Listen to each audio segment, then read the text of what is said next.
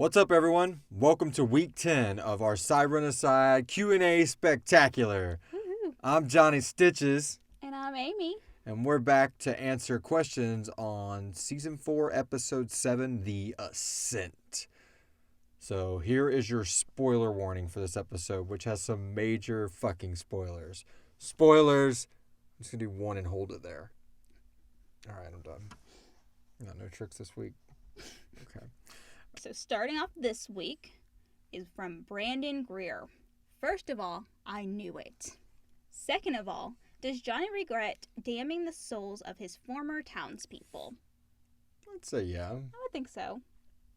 I mean, he's in a position now where he's got to do a lot of self-reflection. He's just went through a massive ordeal that's probably making him rethink everything. And he was already on a path with Nancy and Eddie, like, what have they done and those kind of things. So I'm sure he was already questioning himself and then having a death experience and coming back as a resurgent.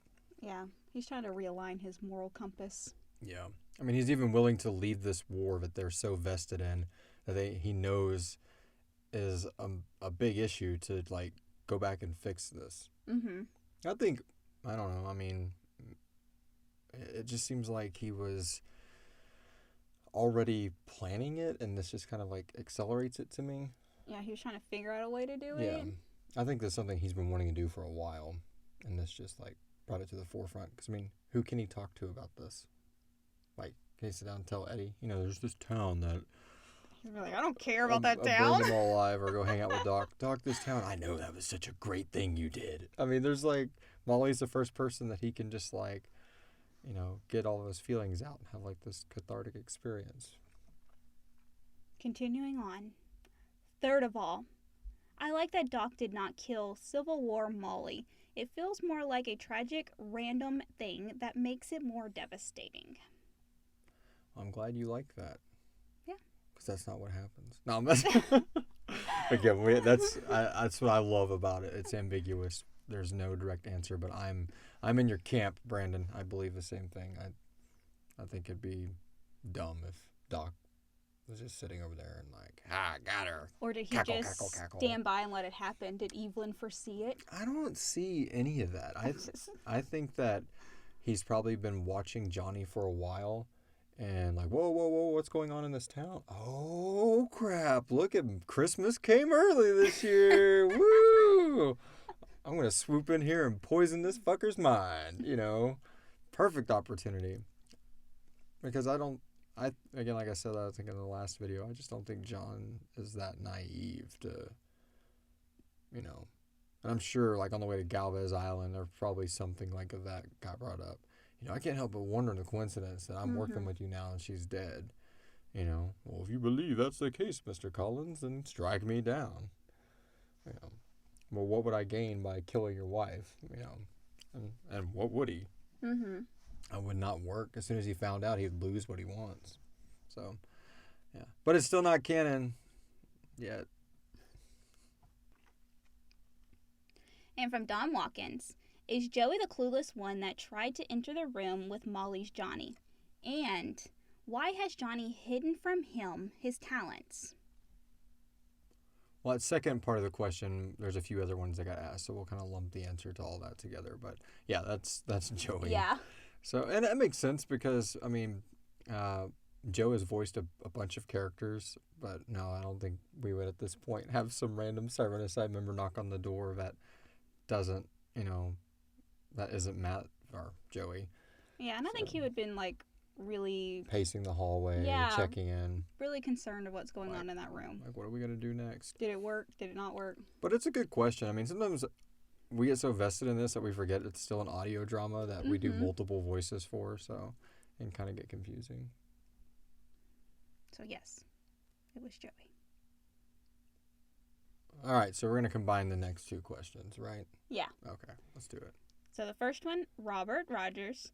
Is Joey more powerful than Johnny? And then Bill Armentrout, is it possible to answer this without spoilers? What makes Joey so much more powerful than Johnny? I thought their powers were just different. Well, for one, Joey is not more powerful than Johnny.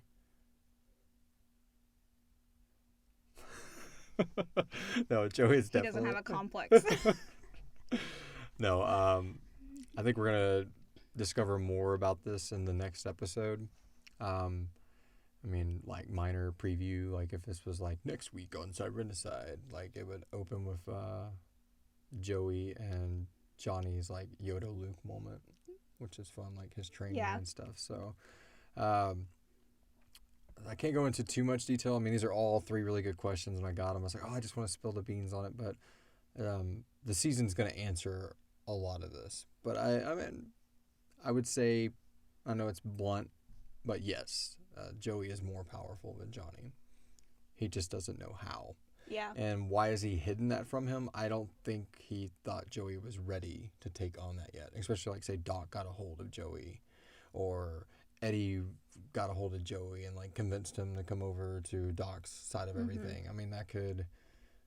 Oh, yeah, and Johnny let me know I can do this, and I, I'm more than just a seer. I have these abilities, and I'm, it would have been horrible. I don't know if he's not, hiding it from him as much as he's putting the pieces together as they've been working together of what he can and can't do, and then he thinks that Joey may be a certain power or can do certain things, but hasn't completely tested him or thought he was ready to be pushed that hard.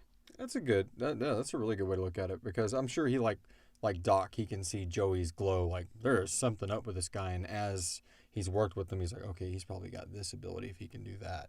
But yeah, it's not like an open book. Like, the moment he made Joey, he's like, oh, yeah, he can do this, this, and this. If that was the case when he originally made Matt, why would he have just flung him back out in the wild? Yeah. So I think a lot of it's got to do with Joey's resurgent gifts. I think so, too. And another question from Bill Armentrout. Isn't Doc worried about Veema trying to wire his new cyborg body to try to control him? Maybe failing with Eddie shows her how to correct that little problem.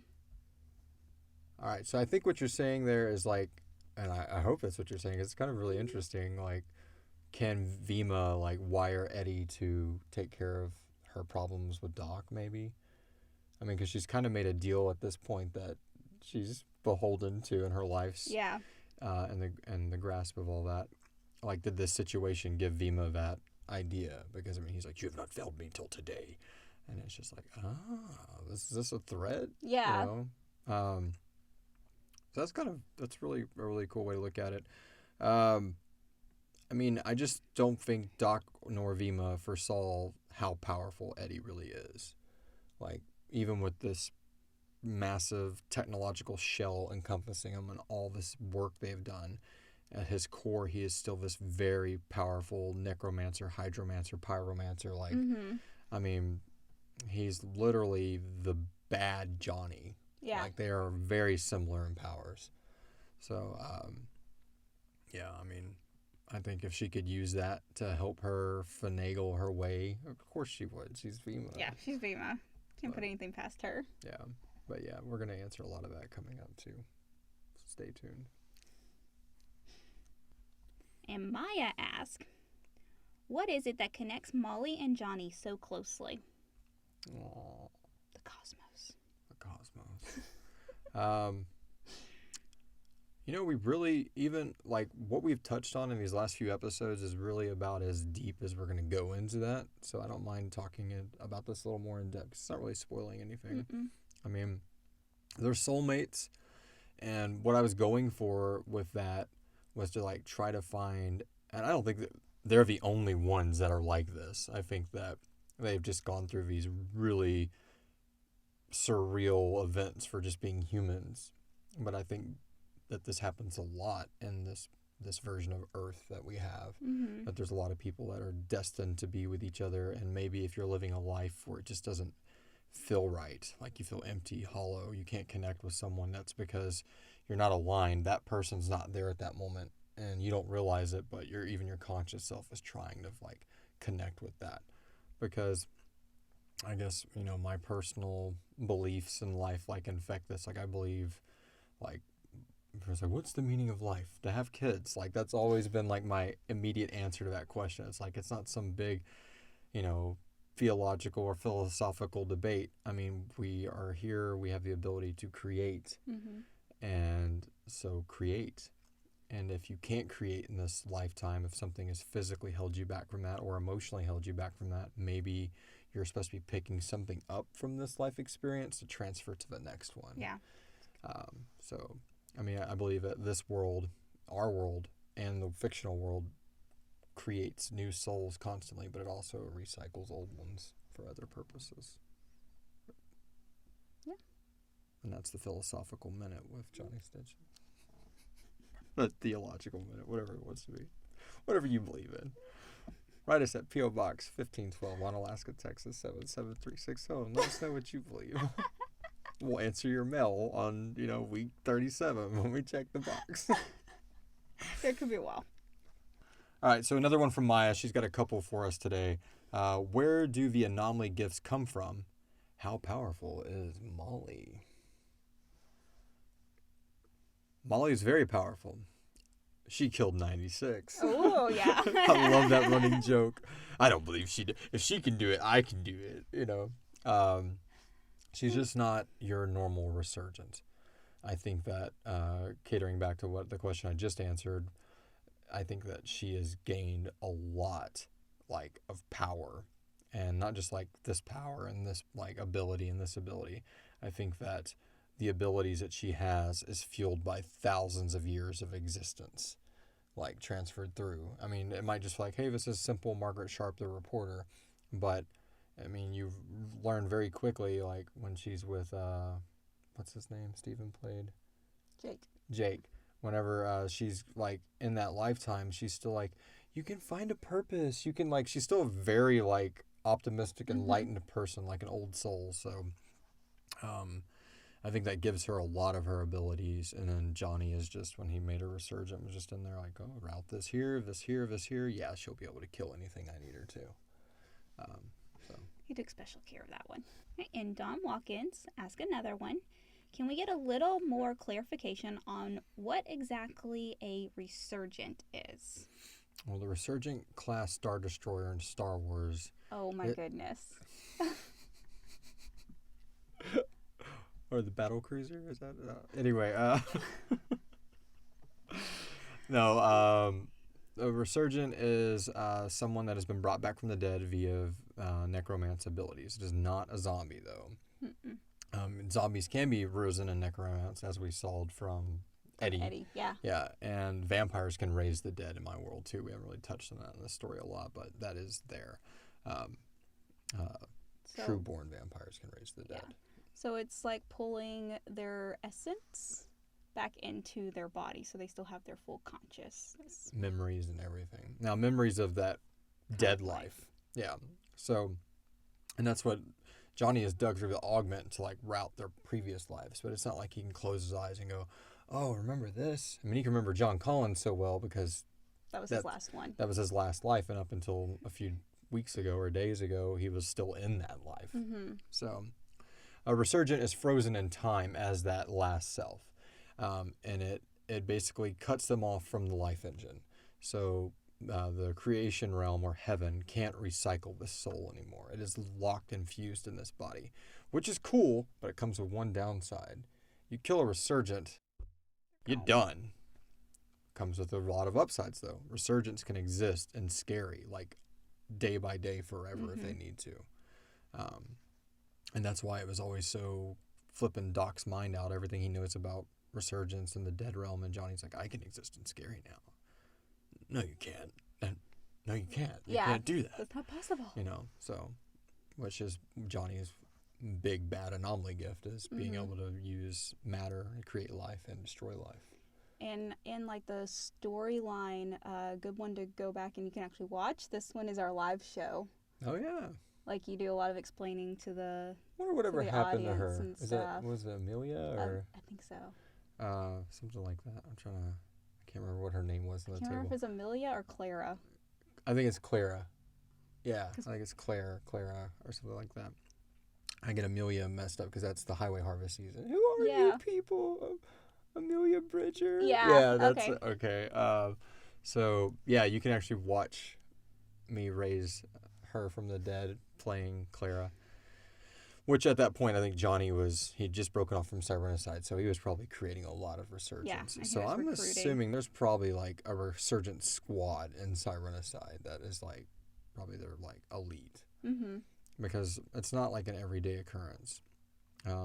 Like I don't think he would have made Joey one except for how special he was and how close he got to Doc's hive and all that. Because he said before, like, if they're too far gone, I can't do this. I can't fix them. And he even says to Eddie when they're making Joey last season, you know, I don't even know if my stuff can bring this guy back. Yeah. Like, this is beyond my experience. Like, they had to give other body parts to him. Yeah.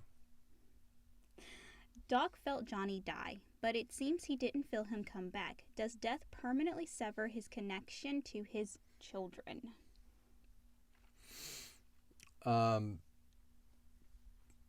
Yes.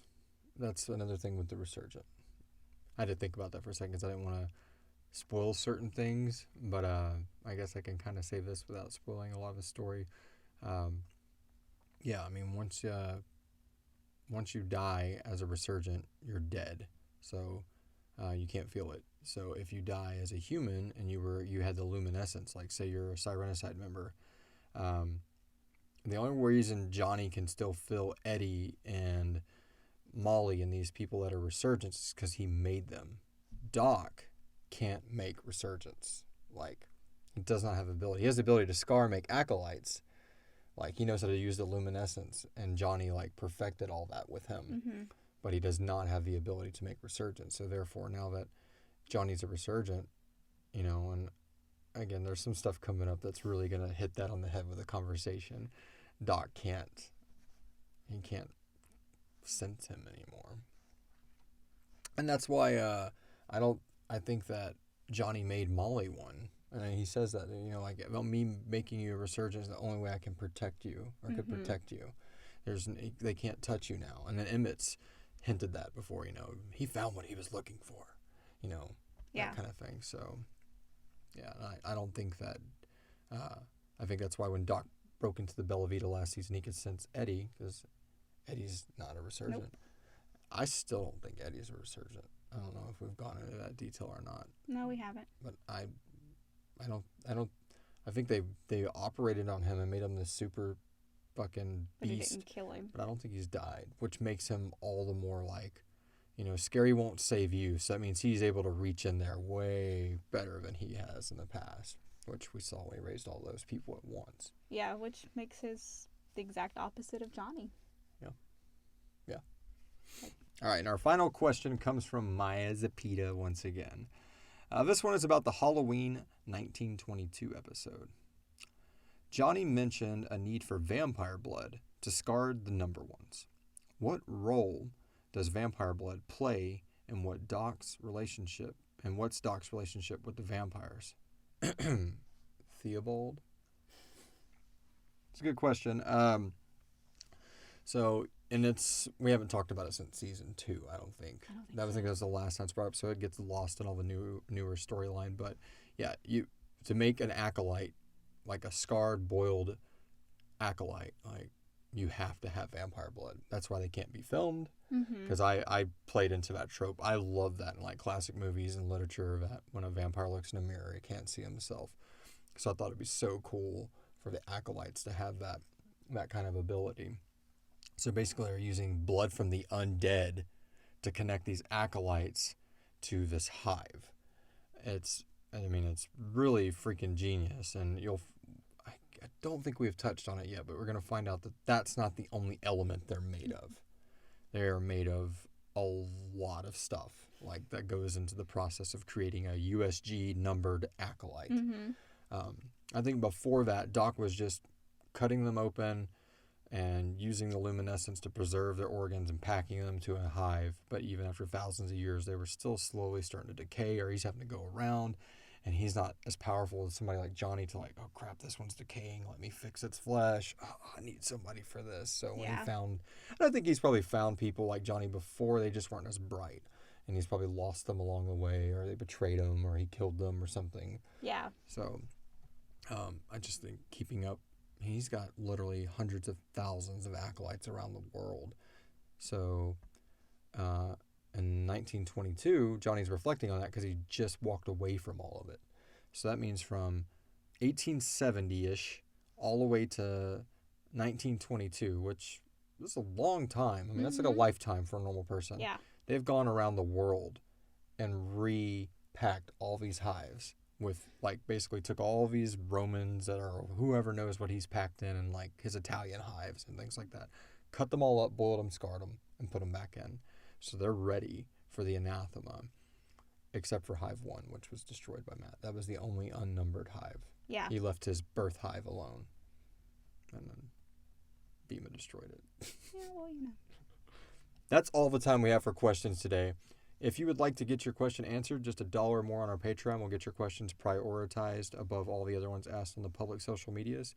Or just drop a question on this video below. If you have questions on our lore, anything that's like sparked your interest listening to these video series or just listening to the show in general, we would love to answer them. It doesn't have to just be episode specific. You can pop in any question there and we'll try to fit it into next week's Q&A or a future Q&A here on the channel. Please like, subscribe, and share with all your friends, and we'll see you next week. Bye. All elements of Sirenicide are copyright 2019 by Atrium Dynamics.